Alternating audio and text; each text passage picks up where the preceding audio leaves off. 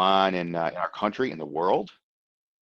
Let's not forget that we're still, in the middle of a global pandemic.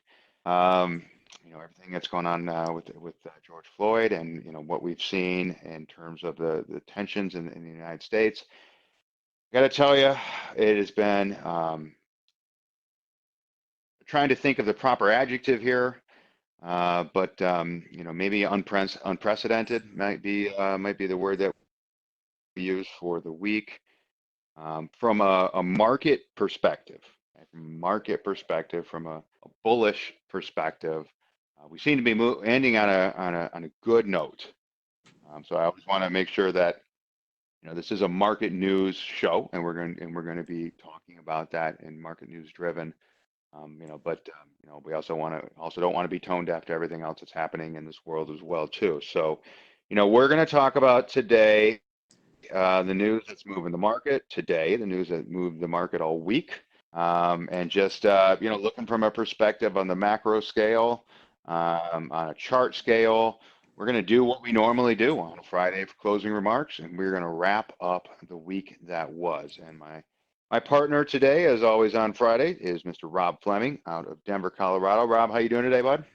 I'm doing well, Joe. Thanks for having me on. Absolutely. And so, one of the things that Rob does is he's going to provide his kind of week that was. It's one of our favorite segments, as he goes over the things to pay attention to from the week, and then as important, I think, as Rob points out, the upcoming economic calendar to things that we need to be watching for next week as well. We'll go over the names that really drove the market this week. Just some incredible gains. I'm looking at American Airlines. Up over 87% this week, not this year, Rob, not Right. since inception, but this week. We're going to cover all those, so plenty of time to get to all that after we go through our disclosures very quickly. Anything that Rob and I talk about today is for informational and educational purposes only. Not meant to be investment or trade related advice. It did set the tone a little bit for what today's show is going to be, but basically, Rob, I think, we're going to talk about a market recap. We'll go through some of the levels on the charts, but it really all just kind of comes down to the jobs number today, and the tone that set just really caught everybody off guard. I don't think really, if you were to put 100 economists in a room, you might find more than one or two, that were expecting something like that. So pretty incredible in terms of just the sheer delta, right? The change from what was expected and what the trend had been. I know you're going to talk a little bit about some of the sector performers. Maybe you can dive in a little bit more in terms of what you and your team are looking at from your sector analysis. And as I said, I want to save some time to go over some of the important names of the week, some of the stocks of the week, whether it's Apple, American Airlines, Boeing, Broadcom, DocuSign, Slack Technologies, all just really important drivers in terms of the market this week. So let's do this. Let's kick it off with a little bit of a look at, let's see, the market. There we go. Let's start with the S&P, Rob. Look at these levels here. We are back up above March. This is incredible to think that here we are. I wrote this. I wrote my notes when we were a couple hours ago. We were at 3,200. It's basically where we're at right now. 0.7% on the day. The RSI is up above 70. The last time we saw that, Rob, was all the way back here in January before we had that pullback. Liz Ann and I were talking earlier in the week, and she said, look, there's some indicators right now that remind her of late January in terms of kind of some of the market complacency, just some of the bullish drivers that we're seeing, and just kind of the runs that we've seen. A couple of things that she mentioned too earlier in the week. It's just kind of, this has become a little bit more of a broad-based rally than what we were talking about even a couple of weeks ago when, you and I, Rob, we were talking about, once again, it's FANG-led. Look at the moves in Amazon and Apple. Apple set a new all-time high today. But this has been a little bit more broad-based, hasn't it, these last week or two? Yeah, the last 3 weeks, I believe we've had a lot more broader participation from other sectors there. Yeah, like you had mentioned, it was driven by the mega caps doing all the heavy lifting, and then the last three or so weeks, and just culminating with this week was we saw a lot of the cyclically natured stocks or sectors start to continue to lead the way. And then we also saw some participation from some value plays like the financials, what we can get to as well. But yeah, it's definitely showing signs of broader participation, which is always welcomed when you're trying to determine how long the rally is going to last. Yeah, I remember on Monday, Lizanne was talking about kind of the three phases of this Mm-hmm. rally. Phase one was basically the kind of the stocks that have been beaten up, the sectors that have been beaten up, is a better way to put it. Energy, caught a bit, and that was one of the first maybe tells in April. Once we started to put in a bit of a bottom, as energy started to catch up. Going all the way back here when we started to kind of make our way back up and put that bottom. Energy was one of those leading sectors on the way up. But then, some of that rotation kind of stalled out here in May, and rightfully so, right? You go from a 24 bottom or a 23 bottom on the XLE up to 40 in a matter of about 6 weeks. At some point, you're going to have to slow down, form a bit of a base before breakout, which is kind of what we saw in the last couple of days. So energy was one of those sectors that had led that phase one, right? The stocks and the sectors that had been overly punished, and now we're kind of digging their way out. Phase two was really more in line with some of the health sector stocks, some of the COVID-19 related stocks, the work at home type names, the ones that you would kind of expect to do well as people kind of really started to dig through some of the analysis. And here you can see some of that right here. This is kind of where that phase two really started to kick in once we kind of got into beginning of April here. And then those were some of the names that had led, and then at some point kind of started to teeter off a little bit. And you can see here in some of the health sector names as well too. And we can go into the biotechs as well. Take a look at XBI and see kind of how biotech had led that. Now biotech's pushing up to new highs again. So that was kind of phase two. And then phase three was really just the amalgamation of everything else that hadn't really participated in those first legs up. And that's when you started to see some of the industrial names. That's when you started to see some of the names that hadn't really experienced the materials and we talked about the home builders. I mean, take a look at what the home builders have done.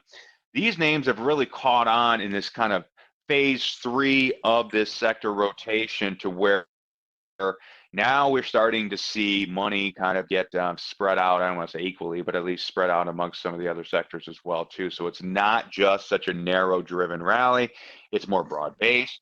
I think she had brought up the idea that I think there was 70-80% of the stocks over their 50-day moving average on the S&P 500, and in terms of over the 200-day moving average, it had gotten up to 40%, and that was last week, right? So that who knows what those new numbers are now. I'm sure you guys will be digging into some of that research, but just an incredible move. Let's speaking of the industrials, let's take a look at the Dow, because the Dow now had taken a little bit of more time to get up above the 200-day, but today finally did. Take a look at that, Rob. The last time we were above the 200-day moving average, all the way back here on February 25th. I mean, I don't know. What do you say to something like that? Is this? I mean, I guess the question everybody's asking right now, Rob, is this sustainable?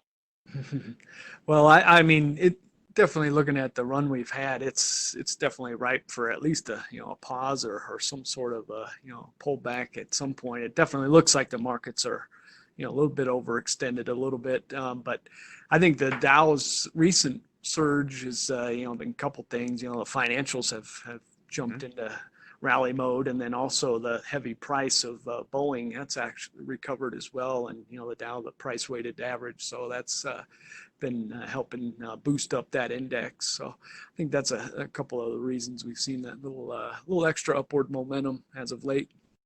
Yeah, I mean, from basically our lows that we put in down here around $90 or so, we got a double in Boeing. So for this, some of the investors who were able to kind of step in and buy along the way around here, this around even if you got in around 100, if you waited for a little bit of a breakout around 140, 150 here, it's been a nice run. Even though just the last couple of days alone, we've gone from 160 to a high of 220 before kind of settling to where we're at right now around 206.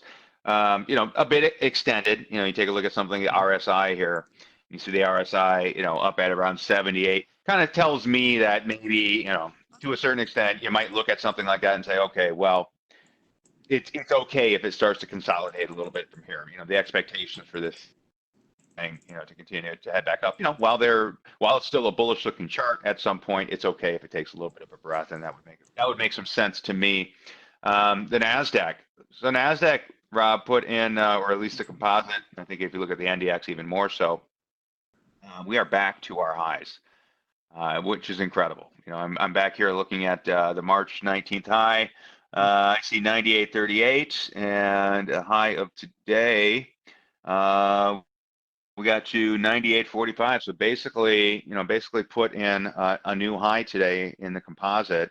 I don't know if it's going to hold. We'll see if it's a double top or whether or not there is some more room for this to go. But one of the things that the Nasdaq's been interesting when you keep an eye on the RSI itself, it's just been a really nice steady uptrend here. So what we didn't see with this, which we did with some of the other initial averages, is they were kind of slowing down a little bit.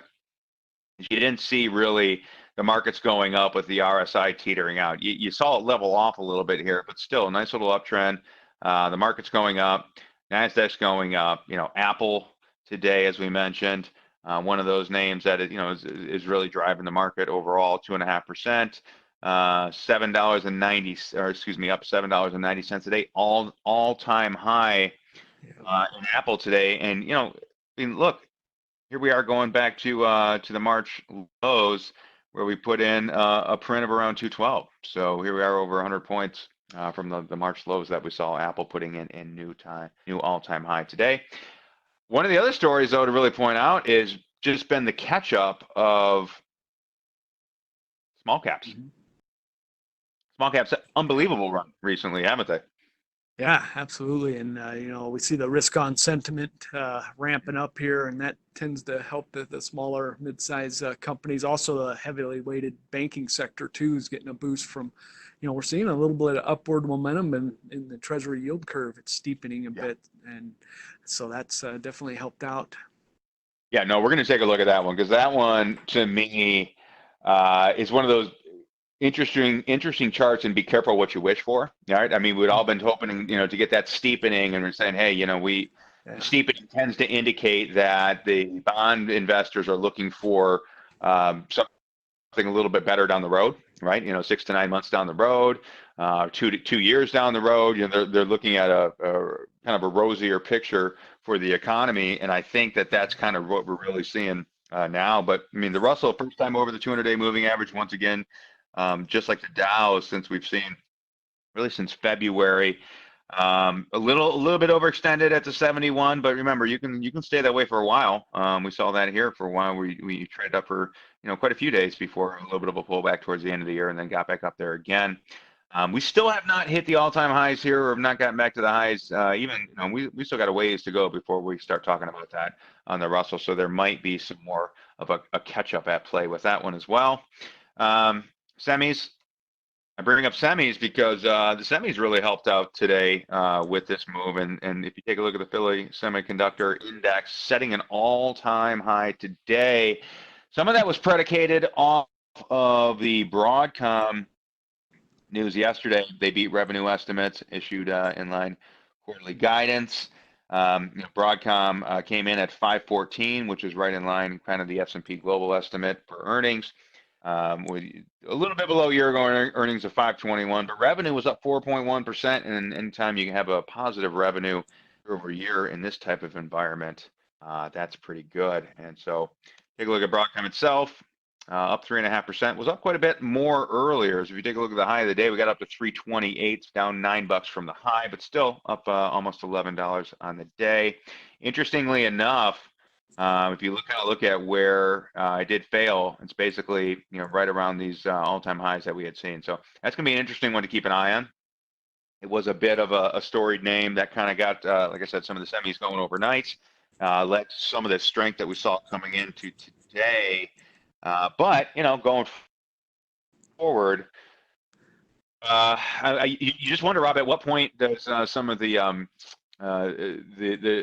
Chinese U.S. dialogue start to come back into Mhm. play when it comes to some of these semi names again? We've already, it's interesting. If we had this conversation a year ago and you Right. saw some of the news that we saw at the beginning of the week in terms of the rhetoric around Huawei, you would have thought that the semis would be down on the week, and here they are, one of the stronger performers. So interesting. Keep an eye on that one.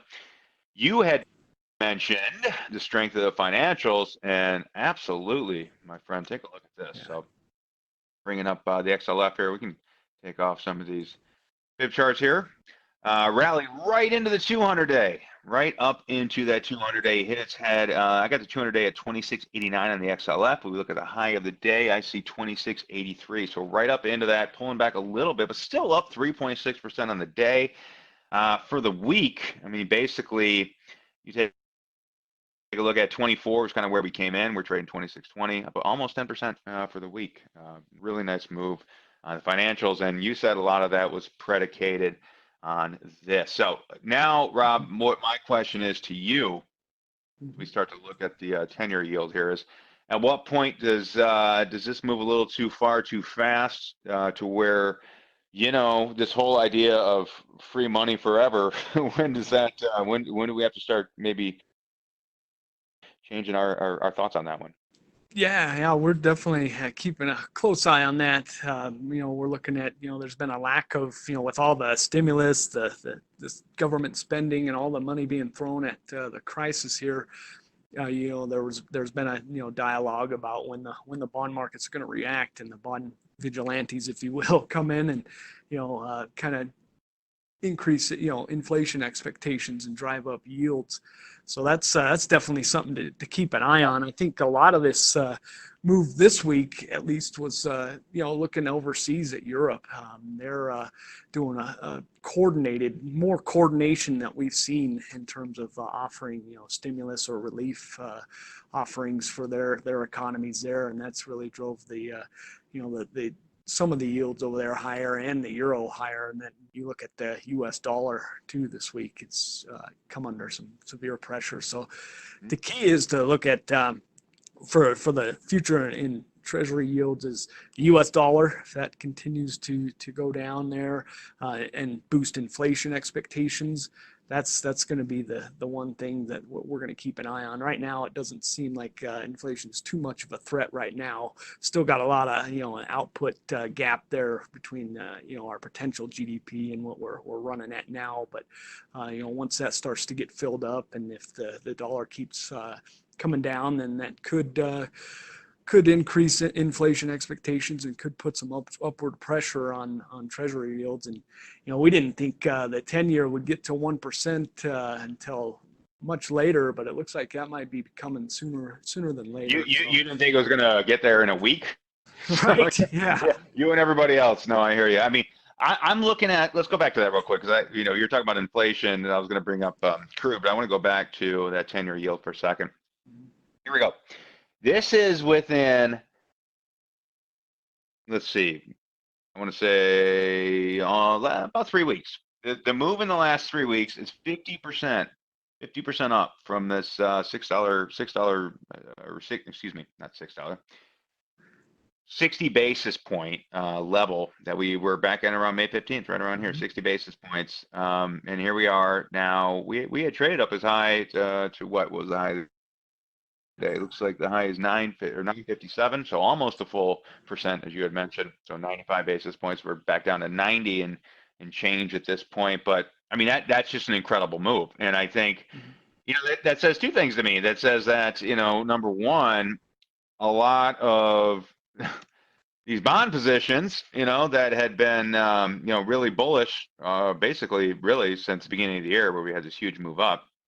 They're really starting to crack out on some of these bonds. A lot of these bonds are now really starting to get rotated out of, and some of that money's been going to the equity market. We've seen some, we've seen some of that. There's some of the questions that are coming into our cue box here are like, well, where's this money coming from? Well, some of it's coming out of the bonds right now. You can see that very, very clearly. Here's some of that some of that money's been rotating out of the bond market back into equities, trying to catch that move to the upside. You wonder if it's one of those fear of missing out trades.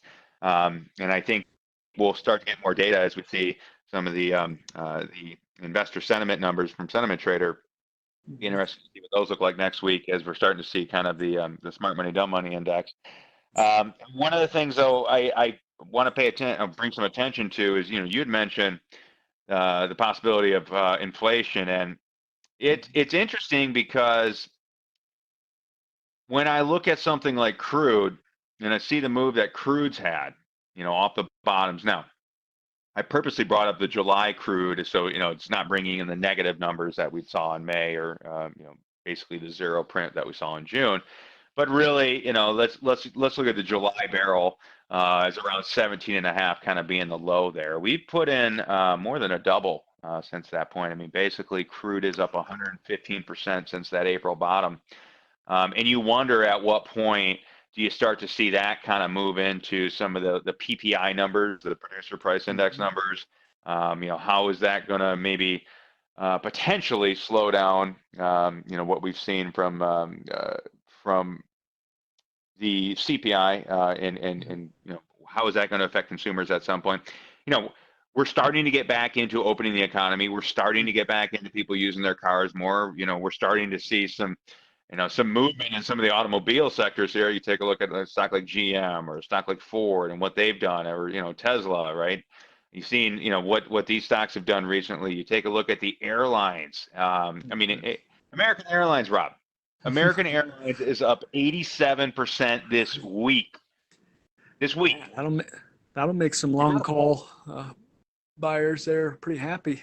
No, absolutely. But you wonder at what point does this kind of come to roost, right? The interest rates are starting to head back up, right? A lot of these companies have levered up on their balance sheets this last couple of years, and last couple of months especially, because bottom line is money. I don't want to say money's been free, but I mean there's been tremendous stimulus on the fiscal and the monetary side that has really kind of helped push the market in the direction that it's headed.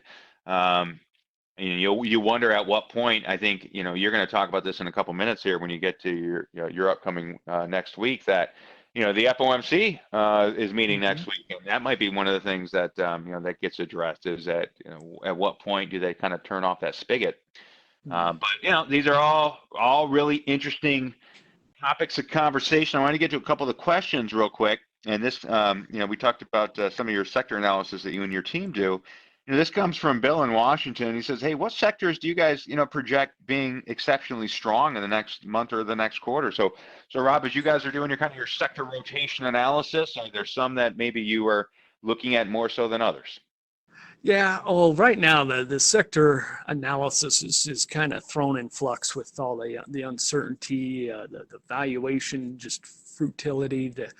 It's been hard to kind of get a gauge on traditional or historical movements in sectors. So we got to kind of try to tweak that a little bit and look for factors that are driving that may drive sector performance. And we try to look for. We're still pretty neutral as far as an overall market standpoint. We got to overweight on the healthcare sector that we're taking a look at now, and especially if we start to get some momentum on the reopenings and some of the cyclical natured sectors there coming alive there. So we definitely are keeping an eye on that.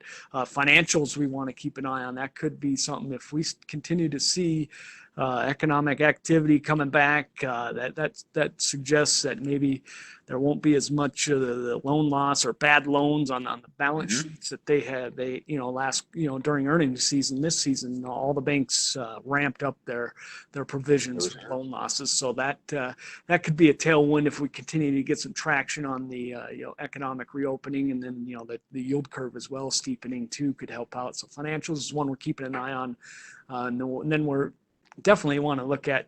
We got to see some clearer signs that we're on the track of getting back to relative normalcy in terms of economic activity before we make a call here. But right now we're pretty neutral right now, and we're definitely addressing some of the the healthcare overweight and the financials, looking at them as well. Makes sense. Well, why don't I just turn it over to you then and kind of give us some of the other highlights from the week that you think our viewers need to be paying attention to? Yeah, okay. Yeah, I had before today, I mean, even before today's rally, we were, being led. We were on pace for another solid third straight weekly gain. I call it the three-headed bullish monster that's, leading the way. And one of them's the global economic reopening optimism. We got this flood of global stimulus from central banks around the world, governments around the world. We had that with the ECB this week in Germany. They all announced larger than expected relief packages. And then we continue to get, positive developments from the healthcare sector on an answer to the virus, either a treatment or vaccine or some sort of therapy for that. So that three-headed monster was, doing pretty well up until today's. And then we got supercharged by the labor report, the May labor report, which I had to refresh a couple of times when the data first came out. I had to make sure I was reading that right, because heading into it, it was Bloomberg was saying 7.5 million jobs were going to be lost, and now we're up 2.5 million jobs were gained. So I had to do quadruple take on that before. Yeah, yeah. So, and that just sent the markets off and running, because even before, as you mentioned earlier on in the week, and this has been a theme that Liz Ann Saunders has been talking about, is that disconnect between Main Street and Wall Street and the complacency there. And we got some data today that. I got to caveat this with, 1 month of data is not, and doesn't tell the whole story. So we'll definitely have to wait and see if we get confirmation in June and July. But this was a piece where, the economic data started to kind of mirror what the markets have been pricing in. So it's, off to the races as the markets opened up here. And then, we, in terms of sector performance, we saw risk on sentiment. It boosted the cyclically natured energy sector, industrials and materials. They all were the largest gainers on the week. And then we had financials also contribute pretty heavily to the upside move. I mean, all sectors were higher on the week. But we did see some defensively natured sectors like healthcare and consumer staples lag behind. And, we saw some earnings from like Campbell Soup and J.M. Smucker. Their numbers were outstanding, but, with the reopening and people maybe going out more to consume food. So that kind of led to some, maybe a little bit of a limiting of the gains for that sector. But yeah, we saw the U.S. dollar come down very, very sharply this week here. As I'd mentioned, it's a lot of it was due to the strength in the euro after their announcements overseas in terms of coordinated effort to, offer some relief to the pandemic or the crisis here. And then we saw Treasury yield curve steepen noticeably, especially the mid to long end of the curve. There was, pretty dramatic rise in weekly rise in yields there. So we saw, unsurprisingly, gold sold off a little bit this week. Crude oil prices continued to recover sharply. So we, the data leading up to today's labor report, the markets were even optimistic about just the ISM, the services and manufacturing global PMI indexes this week out of China, Europe, and even here in the U.S. just showing an improvement, still remaining in contraction, but just improving from April's severe drop. So you can see that the markets, like Liz Ann Saunders had mentioned before, leading up to the sharp drop in the markets in March was anticipation of that late March, April disruption and severe impact on economic activity. And then we're starting to see this anticipation of, reopenings going well, progressing, and starting to get back to some normalcy. So we're just keeping an eye on that. And that was kind of the theme this week, as has been the past couple of weeks. Well, Rob, let me ask you a quick question, because there's a lot of our viewer questions coming in around, hey, digging a little bit deeper into the employment numbers. And the flash number was one thing, right? I mean, the flash number was basically 10 million different than what was expected. And we're not talking 100,000, 200,000 jobs. I mean, this is just an incredibly dramatic difference in terms of expectations versus realizations. But is there anything, if you dig a little bit deeper in the numbers, that might, cause you to do it, your quadruple take, so to speak? Yeah, yeah. I mean, there's definitely some skepticism on my part here. I mean, within the Department of Labor's report, they pointed out a couple things that we got to keep in mind. The unemployment rate they said should have been 3 points higher due to how they characterize or classified some workers as being unemployed but on temporary layoff instead of being unemployed but absent from work. So that kind of skewed the unemployment figure there. And we also had some, they're still struggling a little bit to collect the data like they Mm-hmm. normally do in terms of like face-to-face meetings. They do some of that with the households, and some of the establishments, how they record their data to the Department of Labor. So there was definitely some areas, some noise out there, if you will. And there's also, they pointed out that they changed the methodology on their business births and deaths methodology, which skewed the revisions the previous months. So yeah, I mean, looking at it, I definitely have some skepticism. I mean, that 10, what was it, 10 million swing difference or a Mm-hmm. miss, if you will, in terms of what economists were expecting. So I'm going to be looking real closely to jobless claims every week, and then also Right. June, July, the employment report. But I wanted to just point out there were some pretty hefty job gains in some pretty key sectors there. The leisure and hospitality increased 1.2 million following the last month's $7.5 million loss, or not million job loss. So that You was already got your Vegas. good. You already got your Vegas trip booked, right, for this Right. weekend? Yeah. Yeah. Yeah. They were lining up at midnight there, ready to get in. So, and then one other one was, construction. Yeah. That gained almost 45% of the March or the April drop. So that was probably an area, those two areas, you'd see that maybe that's where some of the economists may have missed the ball on their forecasts. But yeah, I need to see, more confirmation moving forward from more timelier data like the jobless Right. claims and then subsequent labor reports to kind of Yeah, get no, I think what you just pointed out there is extremely important for people to understand is that, remember, guys, the unemployment number is a lagging indicator. Now, what's interesting though is you could kind of turn that on its head and say, well, since it is a lagging indicator, are we even better, than where we were when this came out? What, May 12th, I guess, that's the last day they collect the data. So Yeah, it it's was you May. know it's yeah, so that's another way to look at it. However, I think what's more important, as you mentioned, is keeping an eye on the weekly, right? The weekly, Yeah. because that's more of a forward indicator. The weekly unemployment claims, the continuing claims, and then the jolts, right? The job openings, and Mm-hmm. those are even more. Do those fall under the coincident indicators, or are those leading indicators, Rob?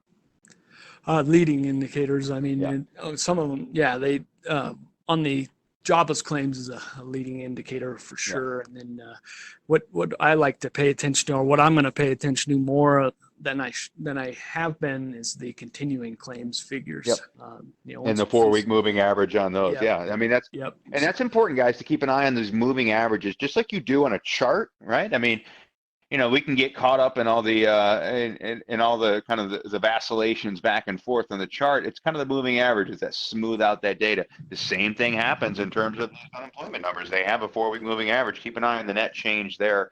I think that's important. Another question from William here in California. He says, "Hey, Rob, with the declining dollar, what are some of the sectors that tend to do well with a weaker dollar?"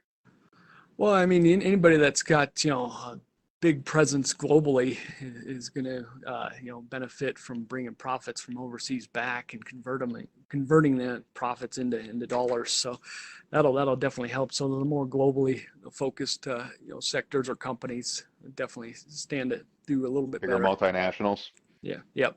Yeah. Well, okay. Well, so what do we need to be paying attention to coming up this week? Yeah. This the next week here we got. some inflation statistics. Inflation is going to be, it's been subdued for so long, and I think given the reopenings, the economic optimism, and the action we're seeing in the currency, the foreign exchange, and bond markets, I think inflation data is going to be gaining some more importance down the road. I'm not necessarily thinking next week's data is going to do much, but it's definitely data points that we're going to definitely keep a look on going forward. We'll get to consumer price inflation, wholesale price inflation, import prices for May. Small business optimism too will come out. That's a May read. That'll be something to look for. Kind of get some commentary on hiring plans and sales forecasts, and kind of get some clarity on moving forward. And I had mentioned before, initial jobless claims for the week ended June 6th will come out, and so those will be heavily scrutinized. And I also like to pay attention to the University of Michigan Consumer Sentiment Index. That's going to be a June figure. It's a preliminary June figure. So I'll look at that to see how consumers are responding confidence-wise. And it's been interesting to know that, and Liz Ann had pointed this out, that the consumer expectations index is actually moving above the present situation index. So that's something to keep an eye on. And then there's two inflation components within that report too to keep an eye on to kind of drive the markets. But I think the headlining event next week, you had alluded to it, would be the monetary policy decision from the Fed. Now, I don't think they're going to come out and start to tighten monetary policy or anything, but you might get some color. Because I think Powell learned his lesson a couple of years ago when he tightened when the market wasn't wanting them to do that. So, and right now we still got a long ways to go before we can give the all clear. But just a commentary. This is going to have updated economic projections from the policymakers. It's going to have Jerome Powell's press conference, which every word he says, the markets pay attention to. So that'll probably be the headlining event on the economic calendar for next week. We do get some trade figures out of China as well. I'm going to be taking a look at as well. So that's kind of where we're looking at next week setting up. Yeah, no, I mean, I look at next week as is where does the rubber meet the road? I mean, we've had just this monstrous move the last couple of days, last couple of weeks basically, but even more so these last couple of days where we continue to talk about the disconnect, but at some point. I mean, do you want to just continue to say disconnect and ignore what's in front of you? I mean, it's interesting. I talked to I talked to some of my colleagues in the business, and we mentioned this idea of, okay, at what point do you just disregard fundamentals?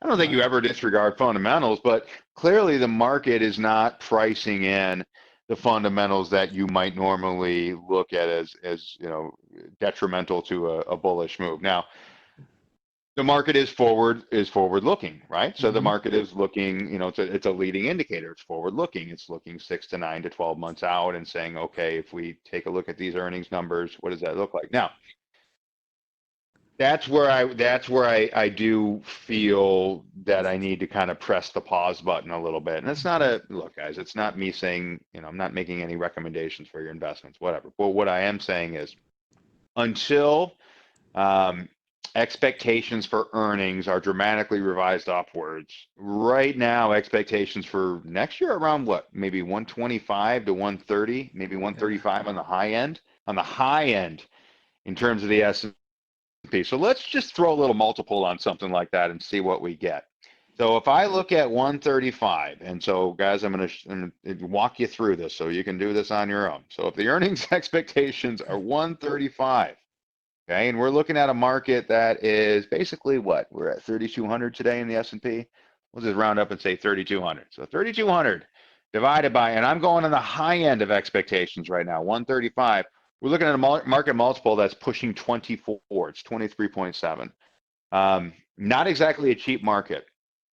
Some questions are coming in, and along the lines of not just the fundamentals, but the technicals too. And they're saying, look, Joe, we get it. We get that the fundamentals seem a little bit out of line with what the market's doing. But at this point right now, going back and taking a look at the charts, the charts are bullish, but let's just do this real quick.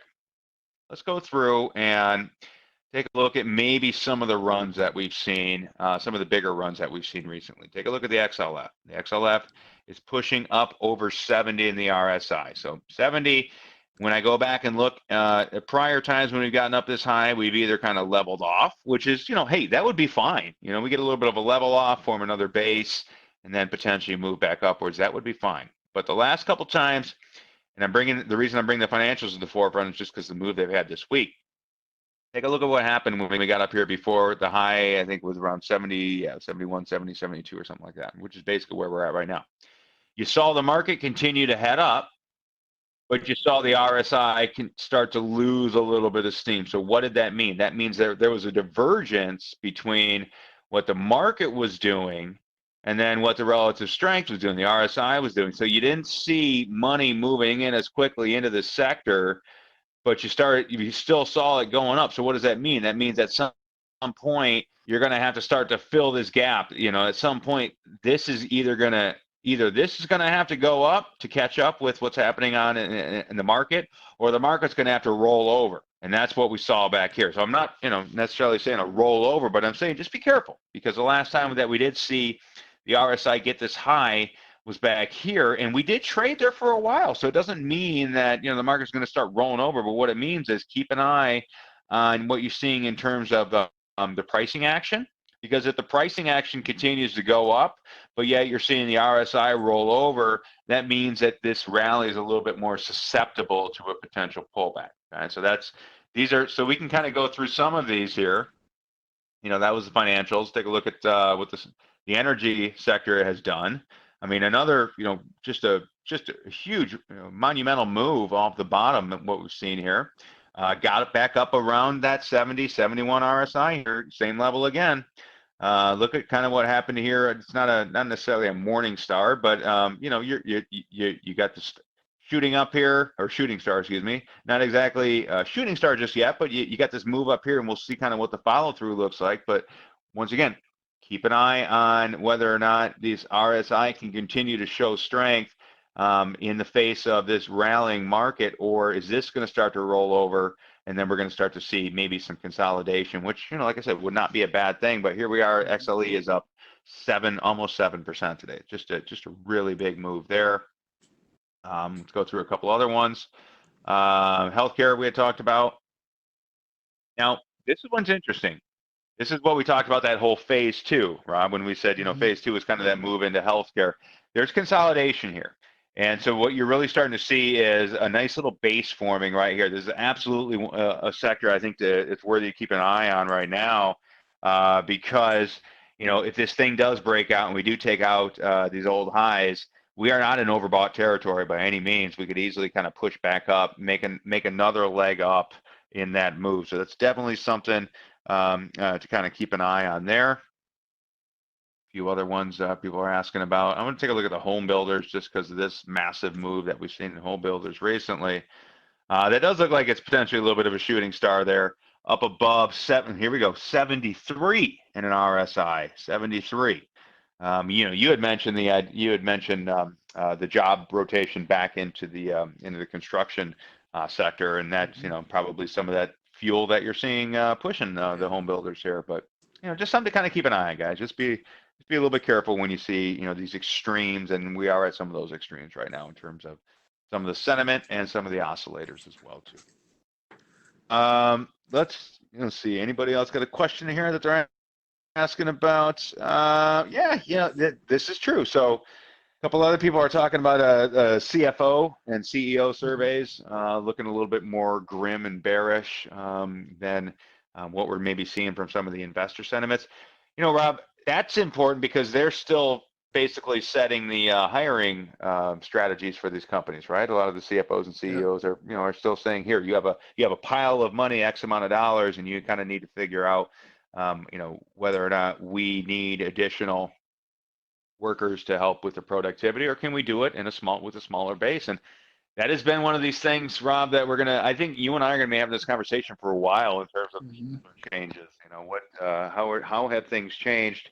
And that brings up the last couple names that I said we'd take a look at today, and that is some of these names that have benefited in this rotation out of a normal, kind of work to this work at home, and one of those is DocuSign, right? Nobody wants to go ahead and give ink signatures anymore. Everybody wants to do things online, and here we go. I mean, we were basically a $70 stock back in March, and we had a double all the way up to 150 and pull back to around 130 today.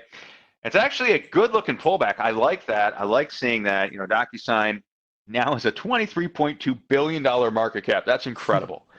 It printed a 12-cent earnings. Global estimates were for 10 cents.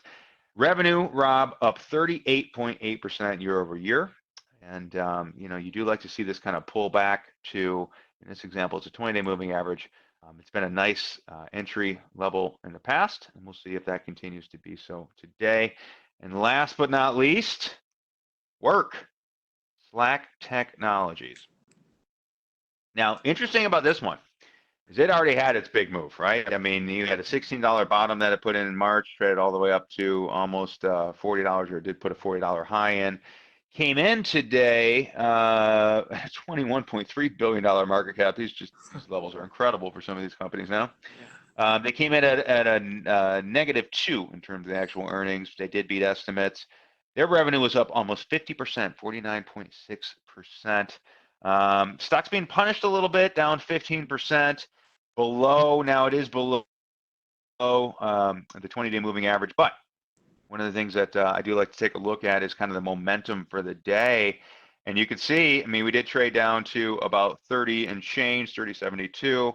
You see a green candle, which means this is where we opened. We opened at around 31.80.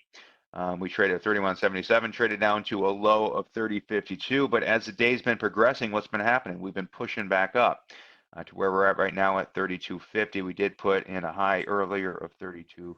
Let's see, a high earlier of 33.60, and it looks like we're trying to push forward into the close here. So what does that mean? That means that as the days progressed, you started to see the buyers kind of step back in, held the lows that we had seen last week. I know we're not really looking at last week as a defining level, but there's a couple things to kind of keep an eye on here. Look, here's that level that we held, this support level right here at 30.5, happens to coincide with around a 50 level on the RSI. Okay, so we held that 50 in the RSI.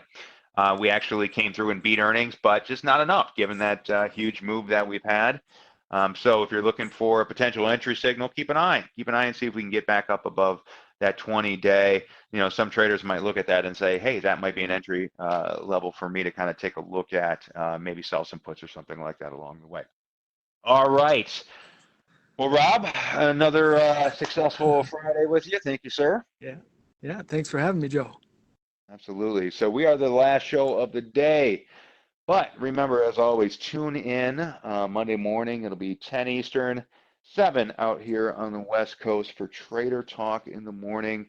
Lee and Kevin will kick it off and get you all the news that you need to know to start not only the day, but the week. And given the environment that we're in right now, there's probably going to be some important news that comes out over the weekend, and that'll translate into watching the futures on Sunday. I don't know, it's kind of a ritual around my house, Rob, as I go check those futures out right around 4 p.m. Pacific time on every Sunday to see what they're doing. And so I will be doing that just as always, and I hope you guys do too. You guys should kind of keep an eye on looking at some of the E-minis and some of the other futures, just to kind of see what the global markets might be predicting could happen here in the U.S. when you're waiting for that Monday opening. So I suggest you all do that. I hope all of you have a good weekend. Put things into perspective. It's been a really trying week for this country, and I just hope that I hope that we can all kind of reflect upon that and do that over this weekend. Stay safe, everybody, and we'll talk to you next week. Thanks so much. Bye-bye. You know that tech stock we talked about? I picked up 500 shares. You get in at a good price? Oh, yeah. Schwab saved you how much? It's time to trade up to Schwab, where you get price improvement on 96% of orders.